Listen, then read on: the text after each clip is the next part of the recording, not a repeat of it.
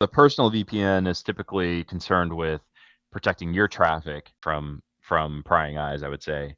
And then a corporate VPN is it does that as well, but it also sort of authenticates you or ties your identity to what used to be, the corporate intranet. So you get into the perimeter. So for these like hybrid workforces, you've got the office network, you're in the protected zone, and you're in the internet. And typically, you wouldn't use a VPN then, but then as soon as you went home, you would need some way to get, since you're not physically in the office, you need some virtual way to get to that network. And so you're sending these packets through, and so the corporate VPN is a way to put, it's like putting an envelope inside a bigger package and then like sending that, and then it gets unwrapped, and that's all of a VPN as a technology is, packets and packets. So how does this play into Firezone? So Firezone, so the model I just described is what's known as you could say perimeter-based security. The model that Firezone the vision for Firezone, you could say, or what we call Firezone as a product is a zero trust access. And so the term zero trust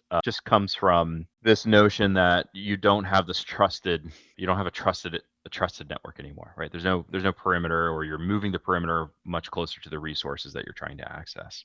And so as part of that, there are potentially many more little VPN tunnels that you need to make to get closer to those resources, right? And so with zero trust, at least the way that we're approaching it is you move that perimeter, which is run by the Firezone gateway, you move that closer to the resources. So you'd put, you may have a gateway near the file server, the web server, the Postgres server, database server, and then those would be 3 tunnels, right?